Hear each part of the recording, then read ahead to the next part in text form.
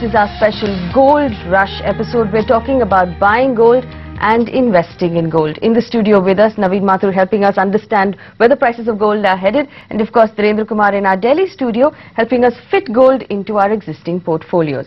Now, like I said in the previous segment, the festive season is upon us, and most of us, especially us ladies, we're already planning our jewellery purchases. Now remember, when you go into a store, don't blindly pick the prettiest bangle you find. You need to check the purity. There is a merit to buying pure 24, 22 karat gold as opposed to buying something with a lot of stones in it.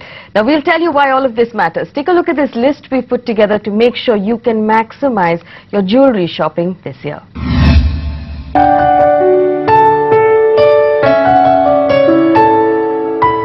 Ladies, let's be honest, Dussehra is an excellent reason to go out and buy jewellery. And while the merchandise might be distracting, the next few minutes could save you a lot of money.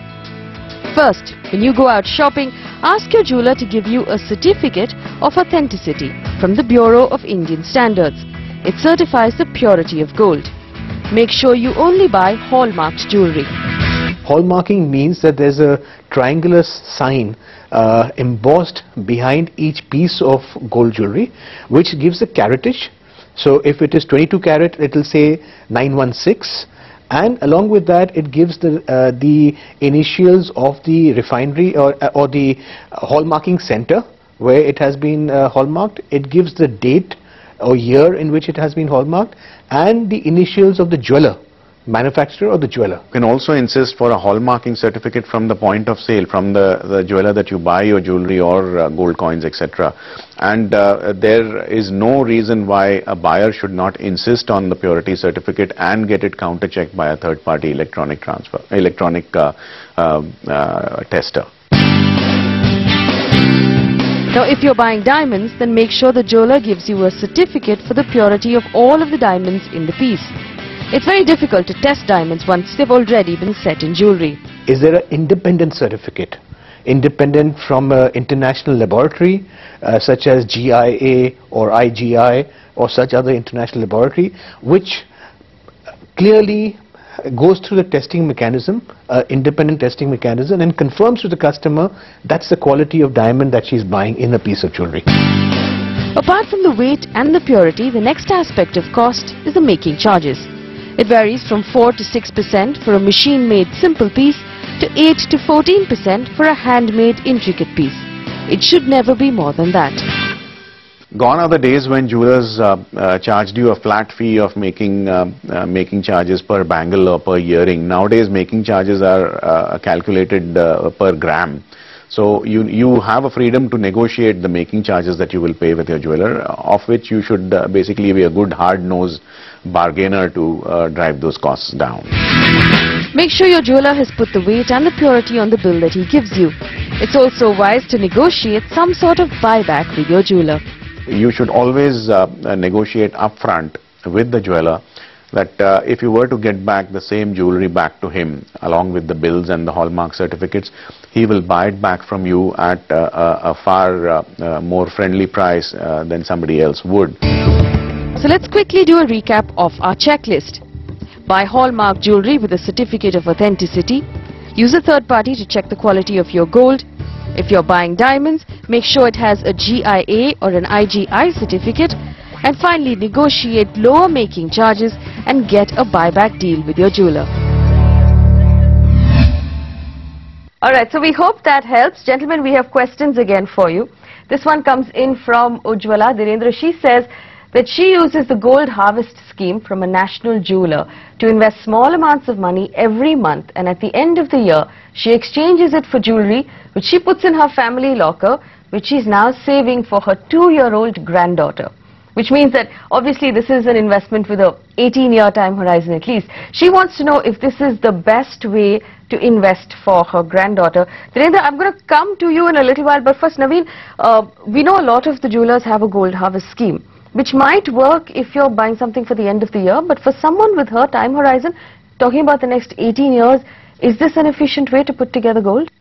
Honestly, no. Okay. Why I'm saying no is, so it's too much of a hassle which goes down. You are putting some money every month this gold harvest schemes and all, they are some drawn down on EMI basis.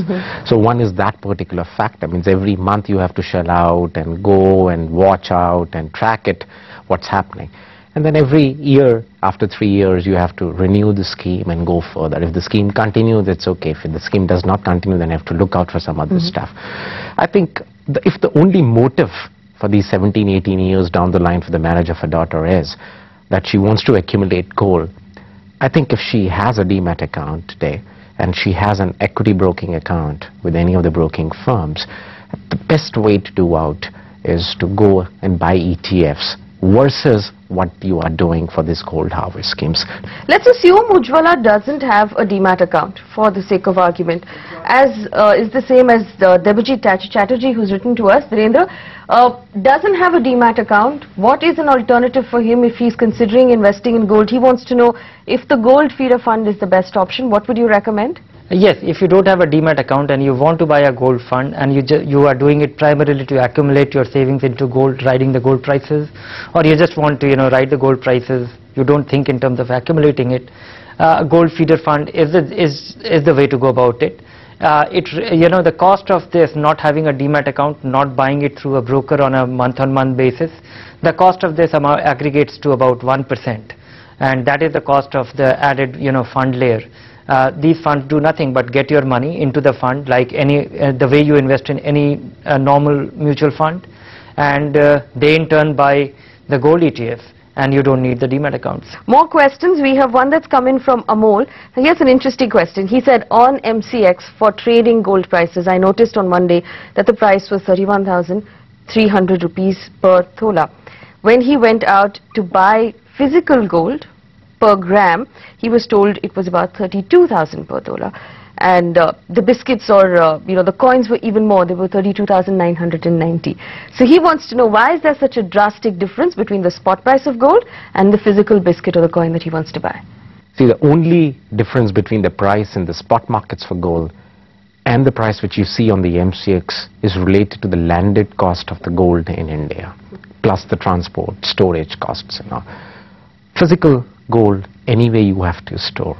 So the cost of carry, the administrative cost, the warehouse where you keep this gold would be higher, and therefore the spot prices of physical gold would always be higher. You will see the MCX prices always at backwardation at most of the times on the exchange versus what you see on the physical markets.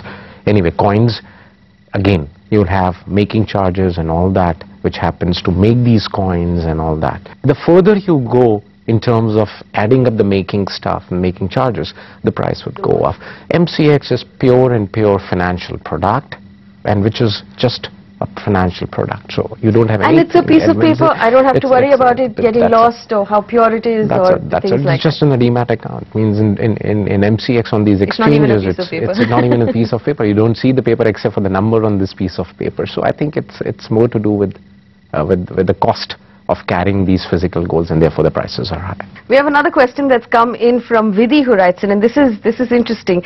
Now she wants to know why people travel to countries like Dubai and Singapore and pick up a lot of gold. Is it cheaper in these countries, and why is it cheaper in these countries?